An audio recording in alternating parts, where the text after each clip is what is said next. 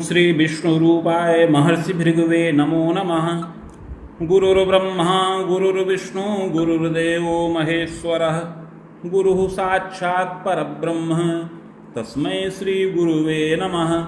अखण्डमण्डलाकारं व्याप्तं येन चराचरं तत्पदं दर्शितं येन तस्मै श्री गुरुवे नमः। श्री भृगवे नमः। महर्षये नमः। आज एक बालक की कुंडली का विश्लेषण भृगु संहिता से कर रहे हैं, जिसकी जन्मतिथि है 6 जुलाई 1981। जन्म का समय है मध्यरात्रि 12:01। जन्म स्थान नासिक महाराष्ट्र। इस बालक के बारे में भृगु संहिता में जो शुभ और अशुभ फलादेश बताया गया है उसको सुनिए। श्री गणेशाय नमः। श्री शुक्रुवाच भवेदेतादृशी पत्री यज्जीवस्य महामते किं फलं जायते तस्य विस्तारेण वद प्रभो। श्री शुक्र जी प्रश्न करते हैं कि हे बुद्धिमान भृगु जी, इस प्रकार की जन्मपत्री जिस बालक की हो उसे जीवन में क्या क्या फल प्राप्त होंगे, क्या शुभ फल प्राप्त होंगे, क्या अशुभ फल प्राप्त होंगे, यह विस्तार पूर्वक वर्णन करें, क्योंकि आप तीनों कालों के ज्ञाता हैं। श्री भृगुरुवाच लग्नेशश्चांगना गेहे भानुजस्तत्र संयुतः तदीशः सुख गेहेपि सूर्यस्तत्र महामते। शुक्र जी के इस प्रकार विनम्र पूर्वक प्रश्न करने पर करुणा के सागर श्री भृगु जी बोले कि हे शुक्र जी, आपने बड़ा ही उत्तम प्रश्न किया है और आपका प्रश्न जन कल्याण के निमित्त है, अतः आपके प्रश्न का उत्तर मैं दे रहा हूँ। इस बालक का जन्म मीन लग्न के उदय काल में हुआ है। लग्न के स्वामी बृहस्पति कुंडली के सप्तम भाव में शनिश्चर के साथ स्थित हैं। सप्तम भाव के स्वामी बुध कुंडली के चतुर्थ भाव में सूर्य के साथ विराजमान हैं। पंचमे सिंहिका सूनु शुक्रस्तत्र महामते रोगे रात्रिपतिश्चैव चाग में च ध्वज स्थितः। पंचम भाव में शुक्र और राहु हैं, रोग के स्थान पर चंद्रमा हैं और एकादश भाव में अर्थात लाभ के स्थान पर केतु विराजमान हैं। सहजे भूमि सुतश्चैव एवं खेटा व्यवस्थितः। सहज भाव में मंगल स्थित हैं। इस प्रकार इस बालक की कुंडली के 6 भावों में समस्त ग्रह व्यवस्थित हैं। योगम केदारकम वाच्यम दारा सौख्य विबाधकम। हे शुक्र जी, उपरोक्त ग्रह स्थित के अनुसार इस बालक की कुंडली में केदार नाम का योग बन रहा है। इसके अतिरिक्त पत्नी सुख में बाधाकारक योग बन रहा है। दारा सौख्यम लभे नूनम तथास्तु नैव पूर्णकम क्लेशम तापम बीजानीया जायते पूर्व पापतः। इस बालक के जीवन में पत्नी सुख में बाधाकारक योग विशेष है। इसका विवाह बार बार हो किंतु संबंध पूर्ण न हो। पूर्व जन्म में इसने कुछ पाप कर्म किए थे, जिसके प्रभाव से इस प्रकार से इसको बाधा प्राप्त हो। अतः हे शुक्र जी, आगे इस बालक के पूर्व जन्म के बारे में बता रहे हैं।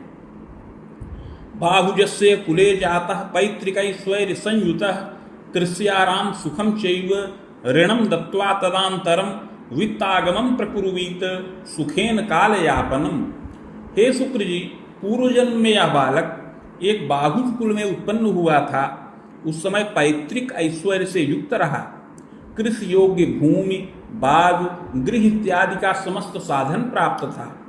उस समय यह बालक लोगों को ऋण देता था और उससे ब्याज प्राप्त करके धनोपार्जन करता रहता था, और उस समय ऋण दान करके ब्याज के द्वारा बहुत धन संचित कर लिया और सुखपूर्वक जीवन यापन करता रहा।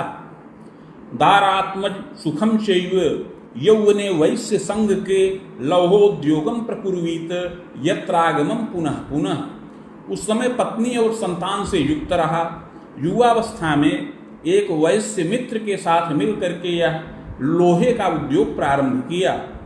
धीरे धीरे उस उद्योग में वृद्धि होने लगी, बहुत धनोपार्जन होने लगा और व्यापार बड़ा विस्तृत हो गया। विलासी प्रकृति यदा, किंतु यह बालक बड़ा विलासी प्रकृति का रहा। सुरामिषादि सेवांच कृतो नित्यम परांगनाम। उस समय बहुत धन इसको प्राप्त हो गया था, जिससे धन के मद में आकर के यह बालक मांस और मदिरा का सेवन करने लगा, जिससे धीरे धीरे इसकी बुद्धि तामसी प्रवृत्ति की हो गई और यह बालक पर स्त्री अनुगामी हो गया। अपनी पत्नी का अपमान करने लगा, उसका तिरस्कार किया। इसकी पत्नी बहुत सुंदरी नहीं थी, जिससे यह बालक उसका परित्याग कर दिया और पर स्त्री में अनुरक्त हो गया। एवं तु वैश्य संग के छलम विश्वास घातम च कृतोद्योगेधिकारकम। बहुत धनमान से युक्त होकर के यह बालक बहुत बलवान हो गया था और अपने उस वैश्य मित्र के साथ यह बालक बड़ा छल और विश्वासघात करने लगा। धीरे धीरे उद्योग का धन हरण करने लगा और धीरे धीरे समस्त उद्योग पर अधिकार कर लिया। कृतश्चैव तदा काले वैश्यम चाल्पधनम प्रदः। समस्त उद्योग पर अपना अधिकार करके अपने उस वैश्य मित्र को बहुत अल्प धन प्रदान किया और अपना स्वार्थ साधन किया। मित्र की पत्नी को भी यह बालक अपने वश में कर दिया और उसके साथ रत्यानंद सुख प्राप्त किया। गर्भ आने पर बार बार उसका गर्भपात करवाया, जिससे वह बंध्या हो गई। घोर पापम पुनः पुनः। इस प्रकार यह बालक स्वार्थ के वशीभूत होकर के उस जन्म में बहुत घोर पाप कर्म किया। कृतश्चैव तदा काले यौवने विविधोन्नतिम। युवावस्था में घोर पाप कर्म किया, किंतु बहुत धन संचित किया और सुखपूर्वक जीवन यापन करता रहा। धीरे धीरे युवावस्था व्यतीत हो गई। जब यह बालक प्रौढ़ावस्था को प्राप्त हुआ तो इसके मन में सात्विक भावना उत्पन्न हुई। देवतीर्थ के प्रीति परोपकारेपि दाने यज्ञे द्विजे रतः। प्रौढ़ावस्था के काल में जब सात्विक प्रवृत्ति हुई तो देवता और तीर्थ में यह प्रीति करने लगा। बहुत से परोपकार के कार्यों को संपन्न किया, दान यज्ञ और ब्राह्मण में प्रीति किया।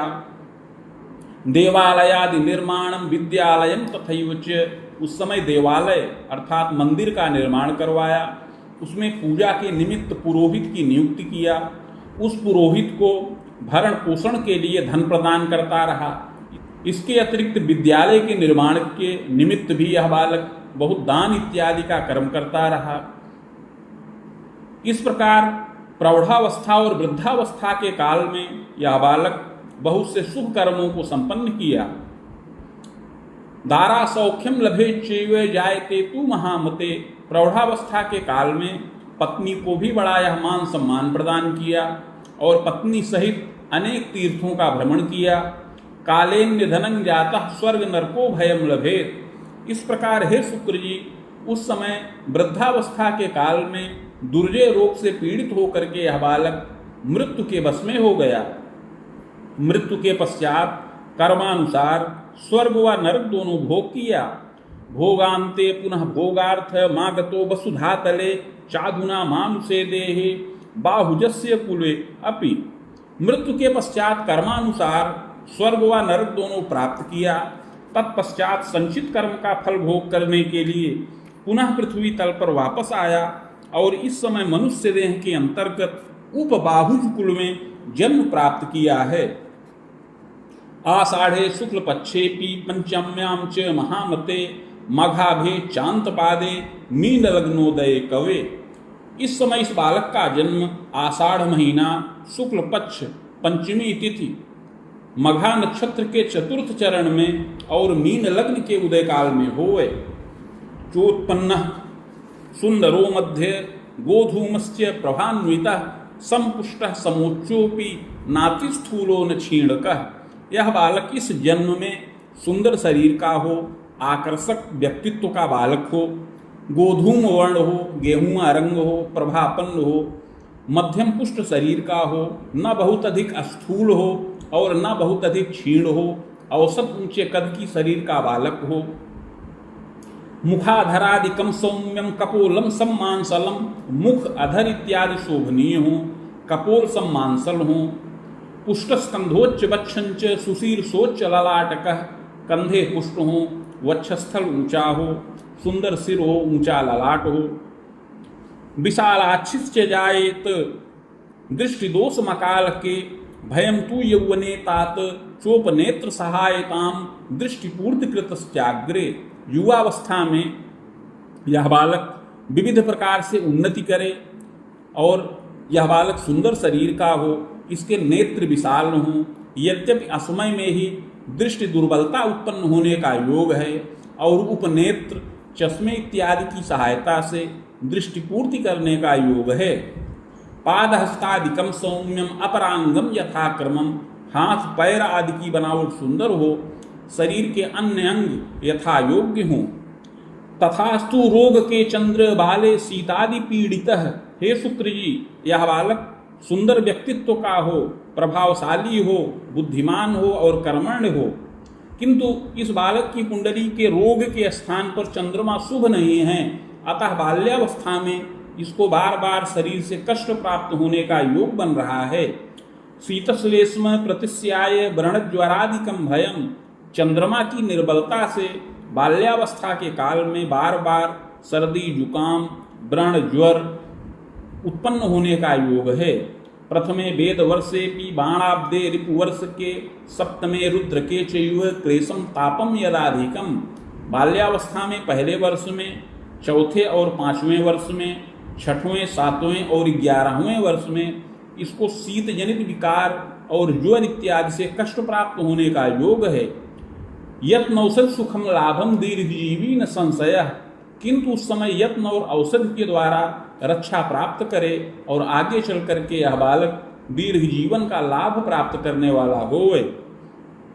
प्रतिष्ठिते कुले वंशे धनी मानी प्रतापवान सोत्पत्तिर्जायते वाला व्यवसाय प्रवीणकः, यह बालक मध्यम धनी मानी और प्रतिष्ठित कुल में जन्म प्राप्त करने वाला हो और पैतृक ऐश्वर्य से युक्त हो, और जिस कुल में इसका जन्म हो उस कुल में व्यवसाय की प्रधानता रहे, अर्थात व्यवसाय होता रहे।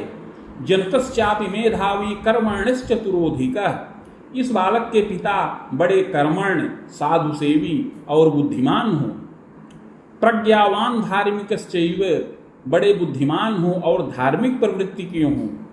व्यवसाय प्रवीणोपि औषधेश्चोद्यमं कृतः, पिता व्यवसाय के प्रवीण हों, अर्थात व्यवसाय में बड़े कुशल हों, बोलने में चतुर हों और औषधि का व्यापार करने वाले हों। क्रय विक्रय कम कार्यम कृतशीलस्तपोधन, पिता औषधियों का क्रय विक्रय का कार्य करें, विनिमय का कार्य करें और उसके द्वारा धनोपार्जन करें। प्रतिष्ठानम सुनिर्माणम नगरे गेहकम सुखम, सुंदर प्रतिष्ठान का निर्माण करें और वहाँ पर औषधियों का संचय करें और क्रय विक्रय के द्वारा औषधियों को खरीदने और बेचने के कार्य के द्वारा पिता को उत्तम धनोपार्जन करने का योग है। इस प्रकार नगर में गृह का सुख प्राप्त हो और इस बालक का जन्म भी नगर में ही हो और वहीं पर इसका पालन पोषण हो, उत्तम शिक्षा का लाभ भी प्राप्त होने का योग बन रहा है। जन्मदा सरला चैव गृहे कार्ये सुदक्षका, इस बालक की माता भी सुशीला हो, प्रियम्बदा हो और गृह कार्य में सुदक्ष हो। स्वजनादर कर्त्री स्यात् देवे धर्मे व्रते रता, वह स्वजनों का आदर करे, देवता धर्म व्रत तीर्थ में प्रीति करने वाली हो।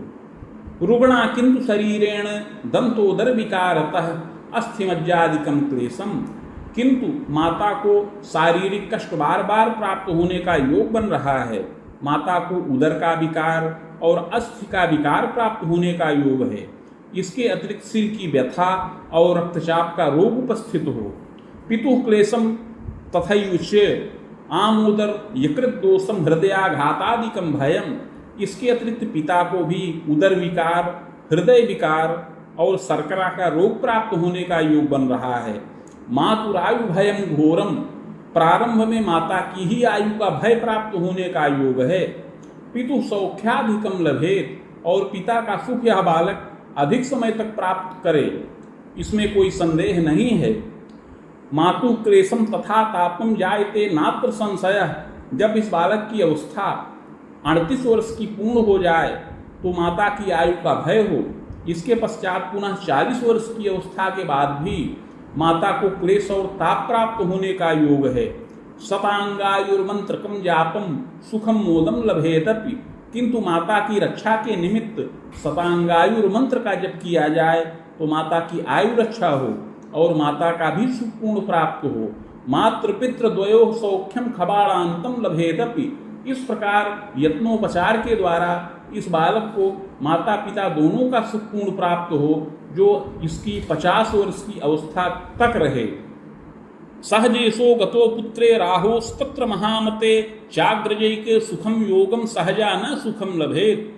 हे शुक्र जी, सहज भाव के स्वामी शुक्र कुंडली के पंचम भाव में राहु के साथ विराजमान हैं, अतः इस बालक को एक बड़े भाई का सुख प्राप्त होने का योग बन रहा है, किंतु कोई बहन इत्यादि का सुख न प्राप्त हो।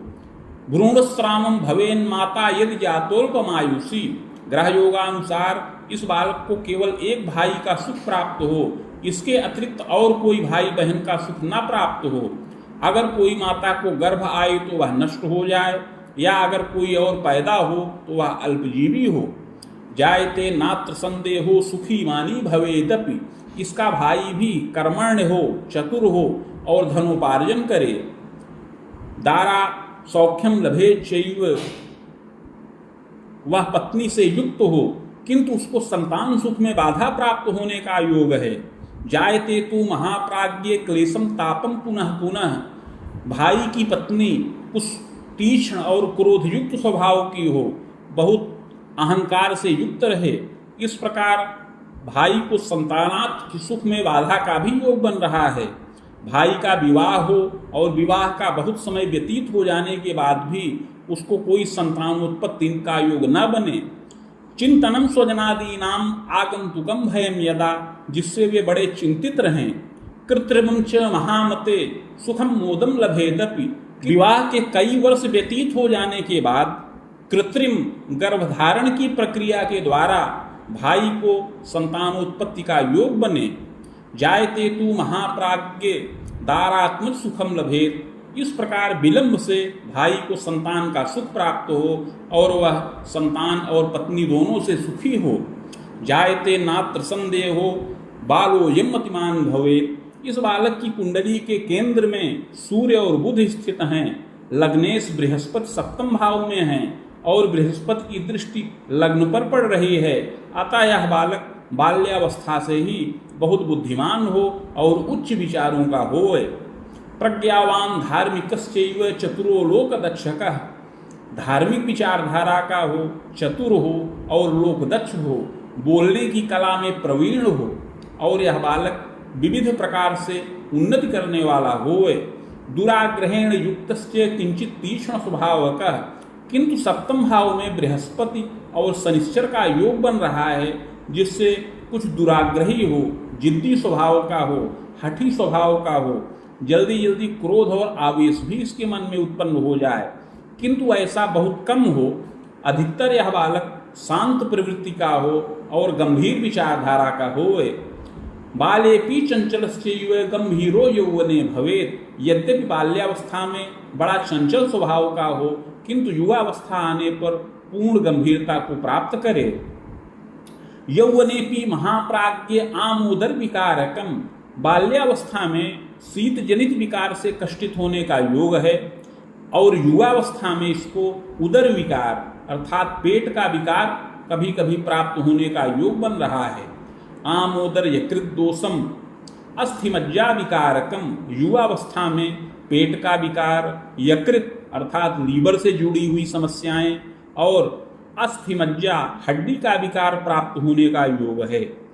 जायते नात्र संदेहो सुखी मानी भवेदपि। किंतु यत्न और औषधि के द्वारा रक्षा प्राप्त करे और दीर्घ जीवन का लाभ प्राप्त करने वाला होए।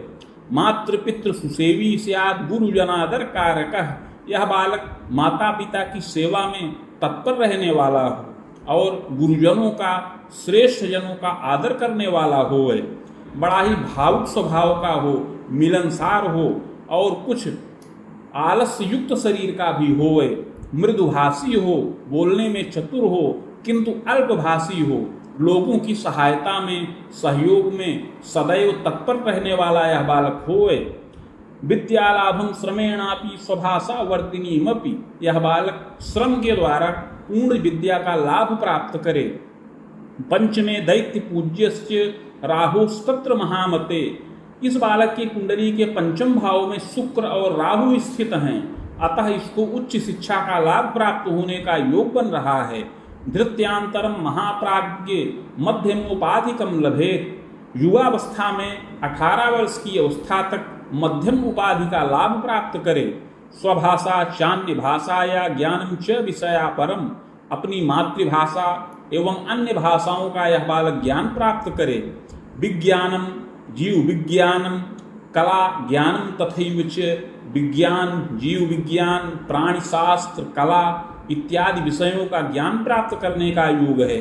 धृत्योर्ध्वम बाण युग्मांतम विशेषोपाधिकम लभेत, 18 वर्ष की अवस्था तक मध्यम योग्यता का लाभ प्राप्त करे और 18 वर्ष की अवस्था के पश्चात से 25 वर्ष की अवस्था तक उच्च शिक्षा का लाभ प्राप्त होने का योग है।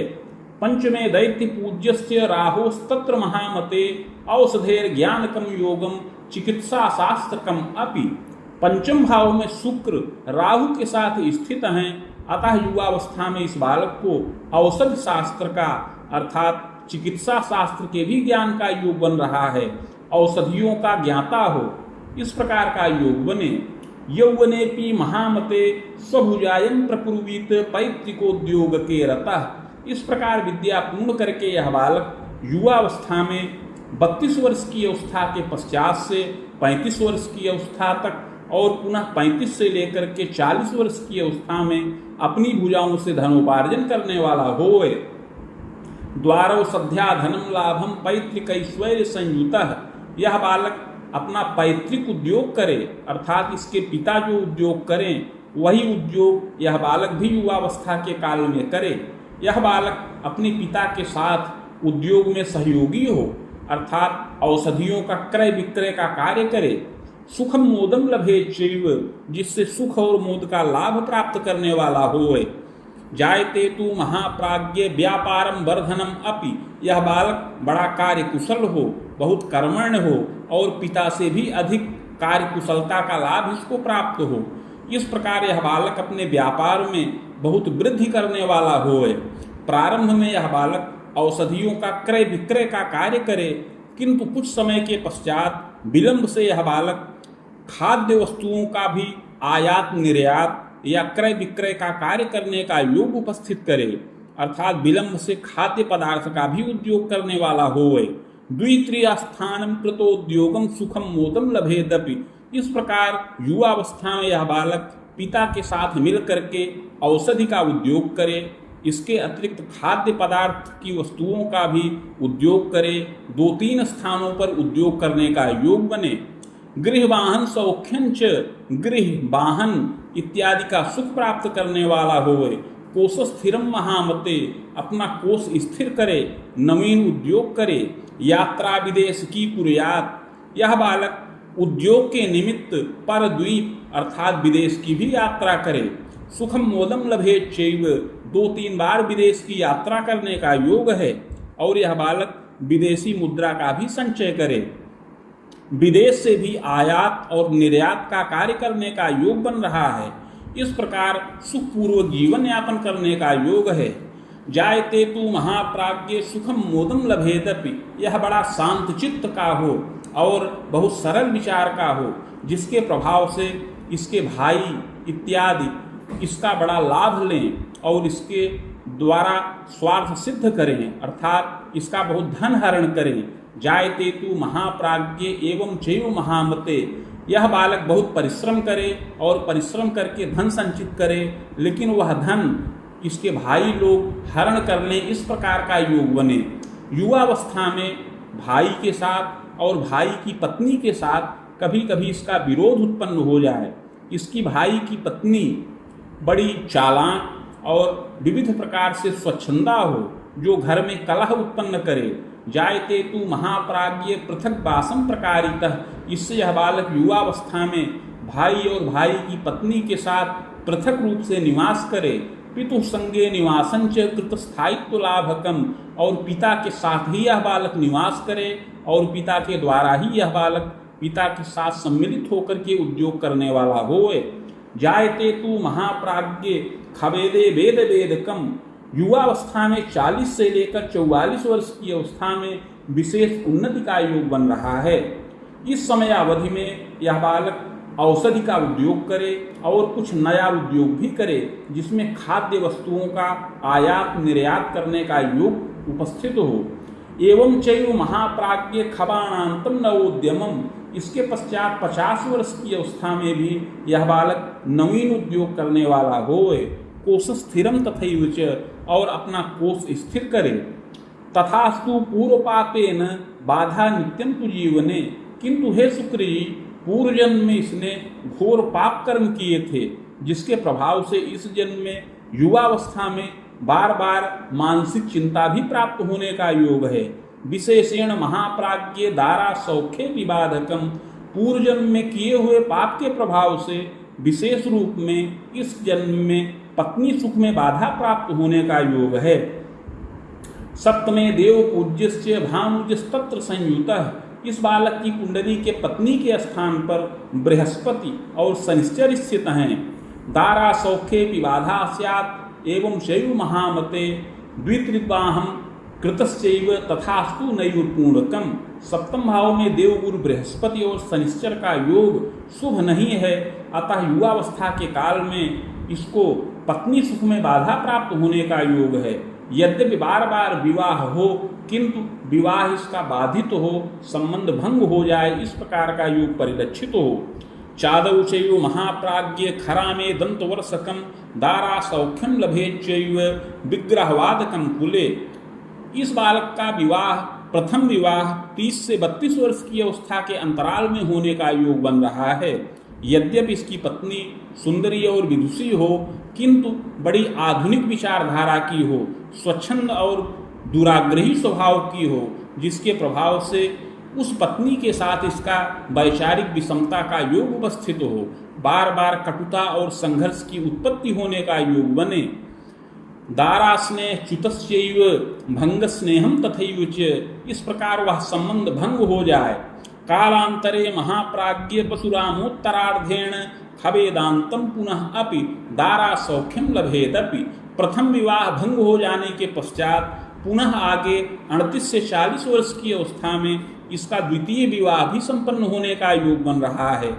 सुंदरी मध्यमा चेयम जायते नात्र संशयः, वह दूसरी पत्नी भी सुंदरी हो, विदुषी हो, किंतु उसके साथ भी यह बालक अनुकूल व्यवहार न कर पाए। पूर्व जन्म में किए हुए पाप के प्रभाव से बार बार पत्नी पक्ष से कटुता और संघर्ष उत्पन्न हो, पारिवारिक विग्रहवाद उत्पन्न हो, वैचारिक विषमता उत्पन्न हो। संबंधम नैव पूर्णम स्यात् न्यायालये विवादकम संबंधम चापि जायेत, पत्नी के साथ विवाद उत्पन्न हो और यह विवाद न्यायालयी विवाद में बदल जाए, अर्थात न्यायालय में विवाद उपस्थित हो। एवं चैव महाप्राज्ञ सुखम मोदन न संशयः, इस प्रकार पूर्व जन्म में किए हुए पाप के प्रभाव से इसको कई बार विवाह करने का योग बने, किंतु पत्नी सुख खंडित हो जाए या पत्नी सुख भंग हो जाए, इस प्रकार का योग बने। वृथा वित्त व्ययम चैव, न्यायालय में विवाद उपस्थित होने पर इसका बड़ा धन नष्ट हो और बड़ा समय नष्ट हो, जिससे यह बालक चिंतित हो और किंकर्तव्य विमूढ़ हो। द्वितीय पत्नी से इसका संबंध विच्छेद भी पूर्णतया न हो पाए और न्यायालय में इसके निमित्त विवाद भी चलता रहे। बहुत यत्न करने पर उस पत्नी से संबंध भंग होने का योग बने। पूर्व पाप प्रभावेण दारा सौख्ये विबाधकम, हे शुक्र जी, पूर्व जन्म में यह बालक अपनी पत्नी का बड़ा अपमान और तिरस्कार किया था, प्रारंभ में उसका परित्याग कर दिया था। इसके अतिरिक्त मित्र की पत्नी को भी यह बालक बहुत छल और विश्वासघात में रखा, उसका उपभोग किया। अतः उस पूर्व जन्म में किए हुए पाप के प्रभाव से इस जन्म में इसका विवाह तो संपन्न हो, किंतु पत्नी सुख न प्राप्त हो। प्रजा सौख्ये विबाधकम, न तो पत्नी सुख पूर्ण हो और न संतान सुख पूर्ण हो। इसके निमित्त यह बालक युवावस्था में बड़ा चिंतातुर रहे। पूर्व पाप प्रभावेण फलमेवं शुभाशुभम, पूर्व जन्म में किए हुए पाप के प्रभाव से इसका दाम्पत्य जीवन सुखमय न रहे। यद्यपि यह बालक बहुत कर्मण्य हो, और उत्तम व्यवसाय करे, धनमान से युक्त हो, सरल विचारधारा का हो, किंतु जो पत्नी इसको प्राप्त हो वह स्वच्छंदा हो और अहंकार से युक्त रहे, जिससे इसके साथ उसका वैचारिक विषमता का योग उपस्थित हो। युवावस्था में इसके पिता, इसके भाई की पत्नी इसका स्वार्थ साधन करें, अर्थात इसके द्वारा धन प्राप्त करें और इसका शोषण करें और अपना स्वार्थ साधन करें। जायते नात्र संदेहो क्लेशम तापम यदाधिकम। इस प्रकार युवावस्था में यह बालक पारिवारिक रूप से भी कष्टित रहे, इस प्रकार का योग बने। प्रायश्चित्तेन रक्षा से आप बाधा शांतिश्च जायते। किंतु हे शुक्र जी, पूर्व जन्म में किए हुए पाप का अगर प्रायश्चित्त किया जाए तो यह सब बाधाएं समन हों। प्रायश्चित्त प्रभावेण बाधा शांतिश्च जायते, दारा सौख्यम लभेत पूर्णम, द्वितीयोद्वाहकम अपि भंगत्वं चापि जायेत, एवं चैव महामते वेद वेदांतरम तात दारा सौख्यम लभेदपि। इस प्रकार पूर्व जन्मकृत पाप का प्रायश्चित्त करने पर हे शुक्र जी, जो पत्नी के साथ इसका न्यायालय में विवाद उपस्थित हुआ है, वह न्यायालयी विवाद में इसको विजय प्राप्त हो, द्वितीय विवाह भी भंग हो जाए और द्वितीय विवाह भंग होने के पश्चात पुनः 44 वर्ष की अवस्था के अंतर्गत इसका फिर से विवाह होने का योग बने। दारा सौख्यम लभेच्चैव जायते नात्र संशय। इस प्रकार 2 विवाह भंग हो जाने के पश्चात जब यह बालक प्रायश्चित्त कर ले तो उसके पश्चात जब इसका तीसरा विवाह संपन्न हो तो उस विवाह के द्वारा इसको सुख और मोद की प्राप्ति हो। सुंदरी विदुषी चेयम पतिभक्ता प्रियम वदा। इसकी तृतीय पत्नी अर्थात जब इसका तीसरा विवाह संपन्न हो, इसकी तीसरी पत्नी सुंदरी और विदुषी हो, कला विद्या में प्रवीण हो। जायते तु महाप्राज्ञे धनी मानी प्रतापवान। धनी मानी प्रतिष्ठित कुल में जन्म प्राप्त करने वाली होए। पत्नी का पिता व्यवसाय में प्रवीण हो। मातृपितृ प्रियाधिका जायते तु महाप्राज्ञ। तृतीय विवाह जिस पत्नी के साथ संपन्न हो उसका पिता व्यवसाय में प्रवीण हो, वह माता पिता की इकलौती संतान हो, अर्थात उसको कोई भाई बहन का सुख न प्राप्त हो। जायते तु महाप्राज्ञ स्वसुरादि सुखम अपि। पत्नी के पिता का 2 विवाह होने का योग है।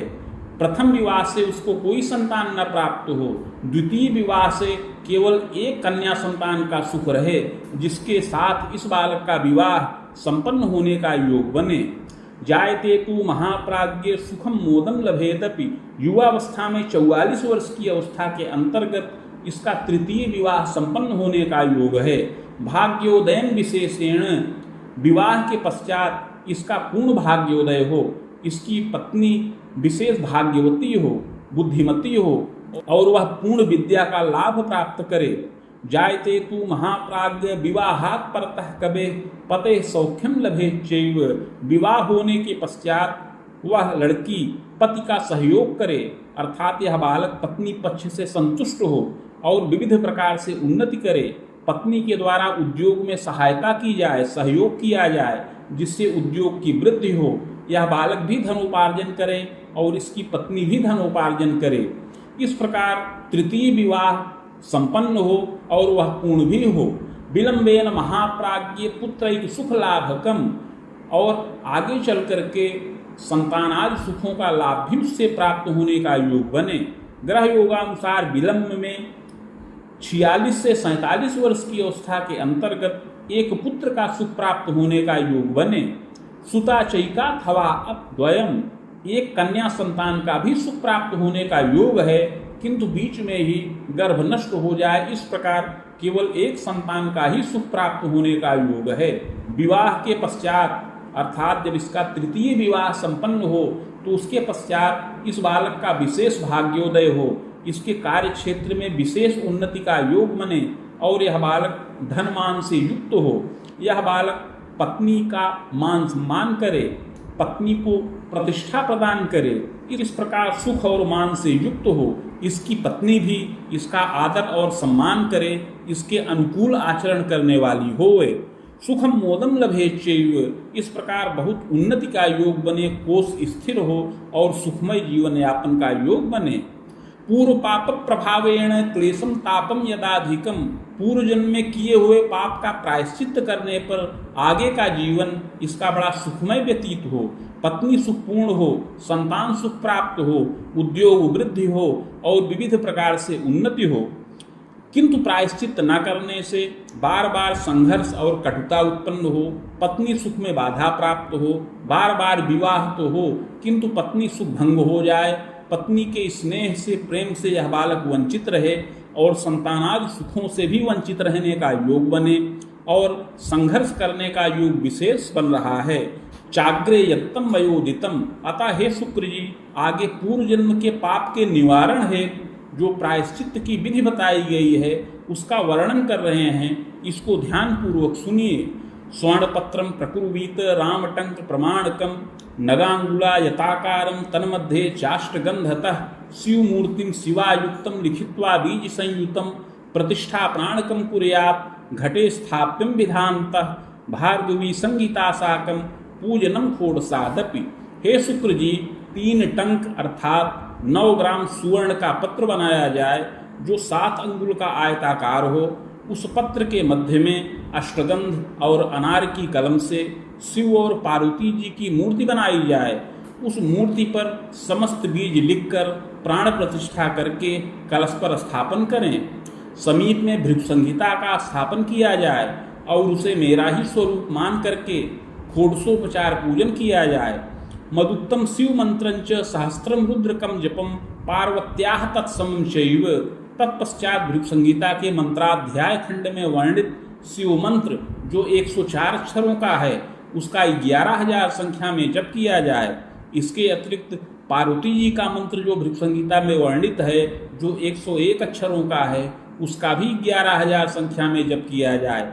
सावित्रींच महाप्राज्ञ सहस्त्रम वेद युग्मकम, और सावित्री मंत्र का 24,000 संख्या में जप किया जाए। जपम च हवनम कुर्यात् मूर्तिमाचार्य दापनम, जप के पश्चात हवन तर्पण मार्जन गोदान इत्यादि प्रक्रिया को संपन्न करके शुद्ध चित्त से मूर्ति आचार्य को दान करें। पुष्पराजम धृतम रत्नम मौक्तिकम धारणम, तथा इस यत्न को करने के पश्चात यह बालक पुष्पराज और मोती रत्न धारण करे। यत्नोक्ते पूर्व पापंच समनम सर्व सुखम लभेत, इस प्रकार का यत्न और प्रायश्चित करने पर अवश्य ही इसका समस्त पाप समन हो और इस जन्म में सुख और मोद की प्राप्ति हो। दारा सौख्यम लभेत पूर्णम, इस प्रायश्चित को करने के पश्चात जब इसका विवाह संपन्न हो तो इसका विवाह स्थिर हो और यह बालक पत्नी सुख से युक्त रहे और आगे संतान का सुख प्राप्त करे और इसकी पत्नी इसके अनुकूल आचरण करे और यह बालक दाम्पत्य सुख भी पूर्ण प्राप्त करने वाला होए। वेद वेदांतरम तात दारा सौख्यम च संभवम, 44 वर्ष की अवस्था के अंतर्गत सिंधु तीर के सन्निकट इस बालक का विवाह संपन्न होने का योग बने। जायते तु महाप्राज्ञ सुखम मोदम लभेदपि, इस प्रकार विवाह के पश्चात इसको सुख और मोद की प्राप्ति हो। एवं चैव महाप्राज्ञ खबाणांतम शुभाधिकम, 44 से लेकर 50 वर्ष की अवस्था में यह बालक पत्नी सुख का लाभ प्राप्त करे, संतान का सुख प्राप्त करे, नवीन उद्योग करे और उद्योग में वृद्धि करने वाला हो, नवीन गृह वाहन इत्यादि का सुख प्राप्त करने वाला होए। खबाणे बाण बाणांतम एवं चैव खतर्ककम, 50 से लेकर 55 वर्ष की अवस्था में भी उन्नति का योग बने किंतु कुछ शारीरिक कष्ट प्राप्त होने का योग बने, उस समय दुर्घटना से कष्टित होने का योग है किंतु यत्न और औषध के द्वारा रक्षा प्राप्त करे। 55 से लेकर 60 वर्ष की अवस्था में और पुनः 62 वर्ष की अवस्था में सुख और मोद की प्राप्ति करने का योग बन रहा है। जायते तु महाप्राज्ञ खबाणांतम महामते पितु सौख्यम च खंडितम, 50 वर्ष की अवस्था के अंतर्गत या इसके उपरांत पिता का सुख खंडित होने का योग है। इस प्रकार यह बालक आगे सुख और मोद का लाभ प्राप्त करे। पिता के उद्योग का यह बालक अधिकारी हो अर्थात पिता के उद्योग को बहुत अच्छे ढंग से करे और सुख और मान का लाभ प्राप्त करने वाला होए। युवावस्था में 62 वर्ष की अवस्था तक राहु की दशा का प्रभाव रहे। 44 वर्ष की अवस्था के बाद से राहु की दशा चले, जो 62 वर्ष की अवस्था तक रहे, इसमें शुभ और अशुभ दोनों प्रकार के फल प्राप्त हों, दशा के पूर्वार्ध में प्रायश्चित्त के प्रभाव से उत्तम कुल में इसका विवाह संपन्न हो, संतान सुख प्राप्त हो, व्यापार में वृद्धि हो और गृह वाहन भृत्यादि सुखों का लाभ प्राप्त हो, कोश कीर्त्यादि युक्त कोश और कीर्ति का लाभ प्राप्त हो, यात्रा देशाटन में रुचि उत्पन्न हो, दशायास्तु उत्तरार्धतः आमोदर्यकृत दोषम, किंतु दशा के उत्तरार्ध में अर्थात 55 से लेकर 60 वर्ष की अवस्था में, पुनः 62 वर्ष की अवस्था में शारीरिक क्लेश हो, विग्रहवाद हो और मानसिक व्यथा प्राप्त होने का योग है, किंतु यत्न पूर्वक रक्षा प्राप्त करने वाला होए। बाहुतर्कोत्तरार्धेण गुरोश्चैव दशांतरे, 62 वर्ष की अवस्था के पश्चात आगे बृहस्पति की दशा प्रारंभ हो, जो सुखकारक है। इस दशा में यह बालक उन्नति करने वाला हो, प्रजा द्वारा धनम लाभम प्रजोद्बाहादिकम अपि, इस दशा में संतान पक्ष से सुखी हो, संतान के द्वारा धनोपार्जन हो, संतान का विवाह करे, पौत्र इत्यादि का सुख प्राप्त करने वाला होए। इस प्रकार 70 से 72 और 72 से 75 वर्ष की अवस्था में यह बालक उत्तरोत्तर उन्नति करे, संतान के द्वारा सुखी हो।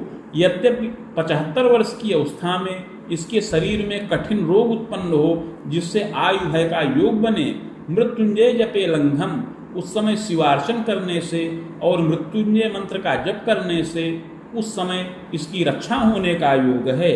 मुनि सप्तांतरम स्वायु खंडितम जायते ध्रुवम, इस प्रकार 77 वर्ष की अवस्था में इस बालक की आयु खंडित होने का योग है। भूयो वैश्य कुले जनि सद सत्कर्मानुसारेण नात्र कार्यम विचारणम, मृत्यु के पश्चात अगला जन्म वैश्य कुल में प्राप्त हो, सत असत कर्मों के अनुसार। इति भृगु संहितायां फलम समाप्तम।